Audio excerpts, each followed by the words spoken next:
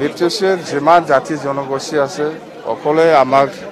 যেটো বিপিএফ দলৰ যেটো গ্যাৰান্টি ইয়াৰ ওপৰত নিশ্চয় এটা বিশ্বাস আহিছে যাৰ ফলত সকলো শ্ৰেণী সকলো ৰাইজে আজি আমাৰ বিপিএফ দলক সহায় কৰিছে মই ভাবো আমি বিপিএফ দল হিচাপে যিখিনি গ্যাৰান্টি দি পেলাই ৰাইজৰ ওচৰত প্ৰচাৰ কৰিছিল ৰাইজৰ মাজত প্ৰচাৰ কৰিছিল ইয়াৰ ওপৰত নিশ্চয় স্যাটিসফাইড যাৰ ফলত আজি সকলো জাতি জনগোষ্ঠীয়ে এই বিপিএফক সহায় কৰি পেলাই চৰকাৰ বনাবলৈ সুযোগ দিছে আগেবাৰ মই জানো যে মেজিক সেই মেজিকৰ সন্মুখত ৰাষ্ট্ৰীয় দল বিজেপি নচাত হৈ গৈছে ইউপিএল নচাত হৈ গৈছে ৰাইজে কৈছে আপোনাৰ মেজিক আছে আপোনাৰ মুখত মেজিক আছে আপোনাৰ সৈতে যি স্বভাৱ তাত মেজিক আছে না মেজিক এনেকুৱা নাই আমি কৈছো বিপিএফে ৰাইজৰ কাৰণে কাম কৰিবৰ কাৰণে ৰেডি যিকোনো পৰিৱেশত ৰাইজৰ লগত থাকি পেলাই কাম কৰিবৰ কাৰণে ৰেডি আছে যাৰ ফলত ৰাইজে আমাৰ ওপৰত বিশ্বাস কৰি সেইখিনি মেন্ডেটটো দিছে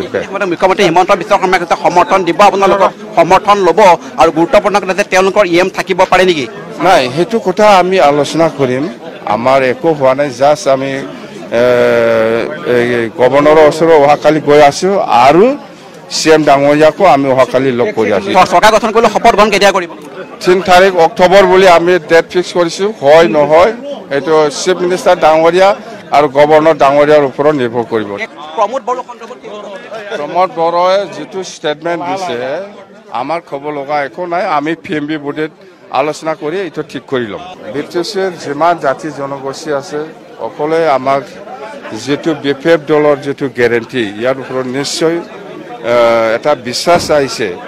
যাৰ ফলত সকলো শ্ৰেণী সকলো ৰাইজে আজি আমাৰ বিপিএফ দলক সহায় কৰিছে মই ভাবো আমি বিপিএফ দল হিচাপে যিখিনি গ্যাৰান্টি দি পেলাই ৰাইজৰ ওচৰত প্ৰচাৰ কৰিছিল ৰাইজৰ মাজত প্ৰচাৰ কৰিছিল ইয়াৰ ওপৰত নিশ্চয় স্যাটিসফাইড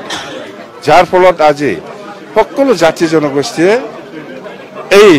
বিপিএফক সহায় কৰি পেলাই চৰকাৰ বনাবলৈ সুযোগ দিছে আগেবাৰ মই জানো যে মেজিক সেই মেজিকৰ সন্মুখত ৰাষ্ট্ৰীয় দল বিজেপি নচাত হৈ গৈছে ইউপিএল নচাত হৈ গৈছে ৰাইজে কৈছে আপোনাৰ মেজিক আছে আপোনাৰ মুখত মেজিক আছে আপোনাৰ সৈতে যি স্বভাৱ তাত মেজিক আছে না মেজিক এনেকুৱা নাই আমি কৈছো বিপিএফে ৰাইজৰ কাৰণে কাম কৰিবৰ কাৰণে ৰেডি যিকোনো পৰিৱেশত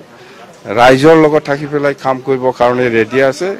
যাৰ ফলত ৰাইজে আমাৰ ওপৰত বিশ্বাস কৰি সেইখিনি মেন্ডেটটো দিছে মুখ্যমন্ত্ৰী হিমন্ত বিশ্ব শৰ্মাই কৈছে সমৰ্থন দিব আপোনালোকক সমৰ্থন ল'ব আৰু গুৰুত্বপূৰ্ণ কথা যে তেওঁলোকৰ ইএম থাকিব পাৰে নেকি নাই সেইটো কথা আমি আলোচনা কৰিম আমাৰ একো হোৱা নাই জাষ্ট আমি গভৰ্ণৰৰ ওচৰত অহাকালি গৈ আছো আৰু